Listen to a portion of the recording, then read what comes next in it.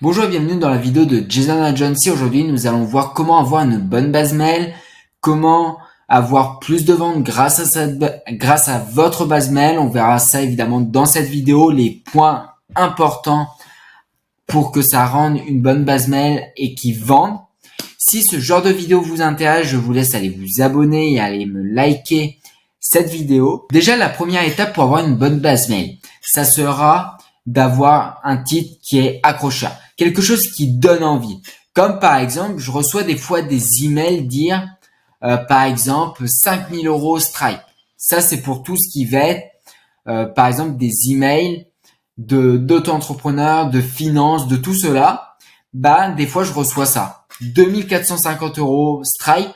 Et ça m'est déjà arrivé que je clique dessus par curiosité parce que ça m'intriguait, je voulais savoir réellement c'était quoi. Et c'est ça le but, c'est déjà que votre titre soit accrocheur. Si par exemple vous mettez le titre de votre email, ça ne fonctionnera pas.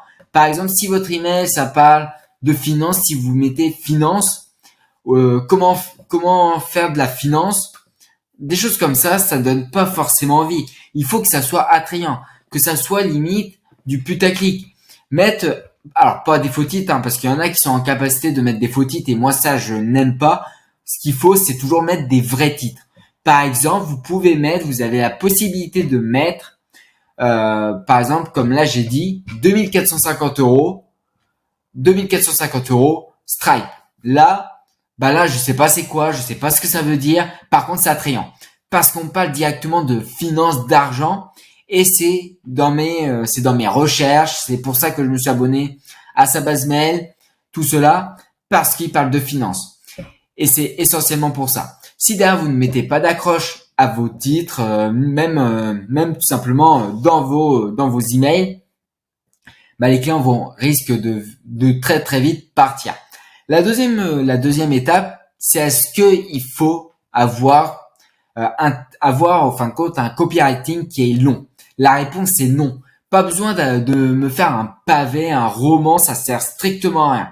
Ce qui est bien, c'est que ça dépend en fait. Vous pouvez faire que ça soit long ou que ça soit court. Ça dépend de ce que vous parlez réellement. Si vous parlez par exemple de votre prochaine sortie de vidéo, pas besoin d'aller me faire un roman. Si par contre vous parlez d'un produit que vous sortez et que derrière il y a beaucoup de choses à vraiment en parler pour que ça soit attrayant, pour que ça donne envie, donc là la réponse est oui, faites quelque chose de long. Mais par contre, quand c'est quelque chose de long, faites attention aux pièges. Faites quelque chose qui ne soit pas compact, qui soit pas vraiment très serré. Ce qui est recommandé, c'est de faire 3 lignes, un espace. Quand je dis 3 lignes, un espace, c'est-à-dire on laisse du blanc, on refait 3 lignes, on laisse du blanc, on refait 3 lignes, etc., jusqu'à qu'on termine. Et surtout, aussi, pour avoir des bons emails, c'est de toujours mettre, par exemple, personnaliser l'email. Par exemple, mettre bonjour monsieur, comme moi ça va être par exemple Jason. Bonjour monsieur Jason. Et après vous commencez à parler de votre email, de ce qu'il y a dedans, etc. Aussi, il va falloir à tout prix que vous racontez une histoire dans vos mails. Pas dans tous les emails. Si ça va être vraiment du court, me mettez pas une histoire dans un texte qui est court, ça sert strictement à rien. Mais l'objectif, c'est de vendre avec une histoire. C'est avec une histoire qu'on a à la vente.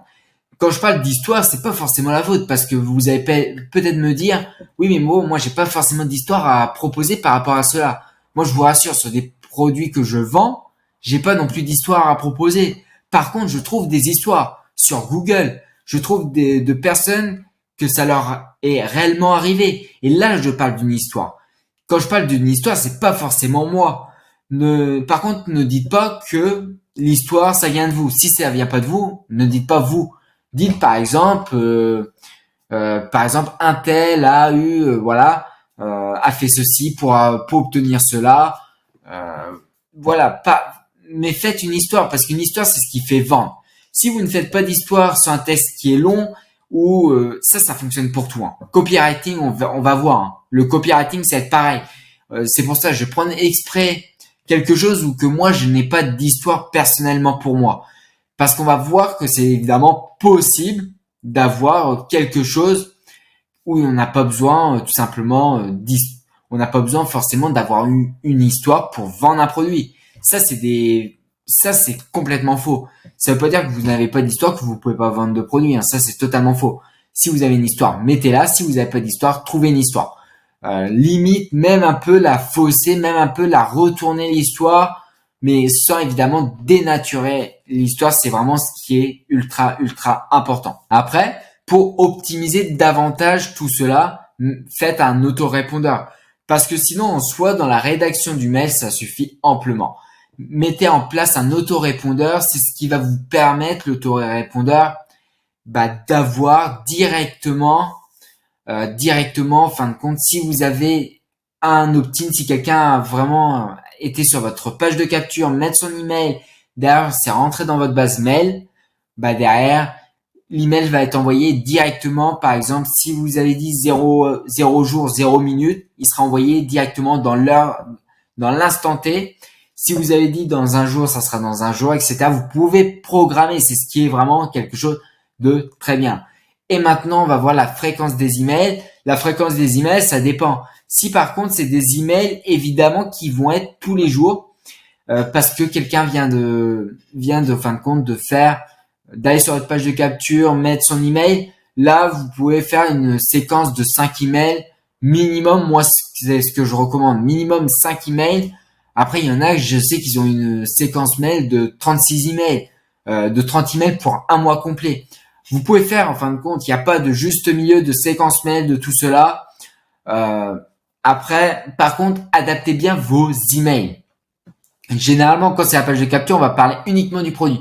Par contre, si derrière vous décidez de proposer d'autres produits aux personnes qui sont dans votre base mail, ne cherchez pas à vendre à chaque fois. Moi, je vous déconseille de chercher vendre à chaque fois parce que d'une, soit vous allez tomber dans les promotions, soit vous allez tomber dans les spams. Et c'est ce qu'on veut éviter. Mettez des fois, de temps en temps, 2 fois par jour, où vous vendez vos produits, vous faites la promotion de vos produits, de tout cela. Mais sinon, interagissez uniquement avec votre communauté, avec vos emails. Envoyez des emails. Des fois, c'est pour rien, mais derrière, si c'est pour les rediriger vers Instagram, TikTok, etc., où vous vendez des produits, ça suffit amplement. Les gens vont être moins lassés si c'est des emails où vous ne vendez pas derrière uniquement pour vendre. Les gens vont plus rester que si derrière vous décidez de vendre à chaque fois, ils vont finir par être lassés, ils vont finir par partir. Donc voici à peu près comment avoir une bonne base mail, comment réussir à vendre avec cette base mail et comment obtenir avec cette base mail tout simplement plus d'argent. Si ce genre de vidéo vous intéresse, je vous laisse aller vous abonner et aller liker cette vidéo. Pour tous ceux qui souhaitent aller voir ma présentation offerte, ça sera ci-dessous de cette vidéo où je vais vraiment vous dévoiler mes 3 secrets qui m'ont permis de réussir dans l'entrepreneuriat, comment mettre en place 2-3 systèmes, en tout cas ma stratégie que je mets en place pour obtenir des ventes rapidement et évidemment optimiser. Donc je vous laisse évidemment cliquer sur le lien ci-dessous et vous aurez la possibilité évidemment de réserver un appel avec moi. Et moi je vous dis ciao.